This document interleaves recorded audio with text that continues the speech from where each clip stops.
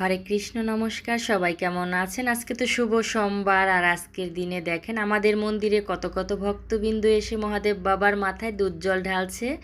আমাদের এলাকারও অনেক মানুষ আজকে দুধ জল ঢেলেছে। আমার খুব ইচ্ছা ছিল, কিন্তু যে কোনো কারণে ঢালা হয় নাই। বেঁচে থাকলে সামনের দিকে ঢালবো। আর আমাদের মন্দিরটা খুবই জাগ্রত।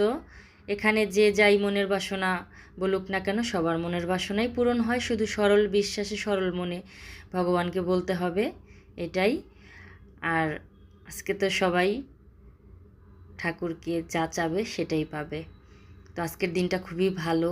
আর এটা হচ্ছে আমাদের শিবলিঙ্গ, আর এটা হচ্ছে আমাদের মহাদেব বাবা। তো মহাদেব বাবার সাইডে যে মহাদেব বাবার ফটোটা দেখতেছেন, ওটা আমাদের বাড়ির ফটো। তো আমাদের একজন বলল যে ঘরে নাকি মহাদেব বাবার ফটো রাখতে হয় না, তাই আমি মন্দিরে বাবার পাশেই রেখে আসছি। খুবই খারাপ লাগছে আমার। আগে তো আমার ঘরে আমি মহাদেব বাবাকে পূজা দিতাম।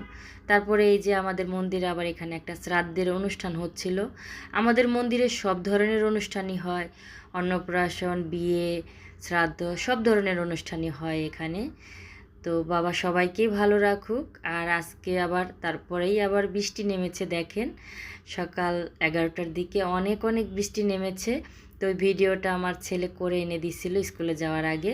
তারপরে আজকে আমি নিরামিষ ভাত রান্না করলাম, কাঁঠাল বিচি, ডাঁটা, ঢেঁড়স দিয়ে মুগ ডাল রান্না করলাম। আর আজকে তো আবার একাদশী, এই কারণে সবার জন্যই নিরামিষ রান্না করেছি। আজকের দিনে আমরা মাছ মাংস খাই না, তো ওর জন্য নিরামিষ ভাত। আর এই যে কাঁচামরিচ দিয়ে দিলাম। এখন শুধু একটু চিনি দিয়ে সম্বার দিব, হলুদ তো আগেই দিয়ে দিছি। তো এইভাবে মুগ ডাল রান্না করলে খেতে দারুণ লাগে। তো মুগ ডালের সাথে আমি বেশি কিছু রান্না করি না, শুধু আলু ভাজা করি বেশি করে। একটা লম্বা করে আলু ভাজা করলাম, আর একটা গোল গোল করে করলাম, কারণ গোল গোলটা আমার মেয়ে আবার খেতে চিপসের মতো সস দিয়ে ভরিয়ে খেতে খুবই পছন্দ করে। তারপরে যে লম্বাগুলো আগে একটু ভাজা করে নিলাম আমি, একদম মুচমুচে করে ভাজা করব, একটু লাল লাল করে। তো এই যে ভাজা হয়ে গেছে, এখন এগুলো আমি তুলে ফেলবো।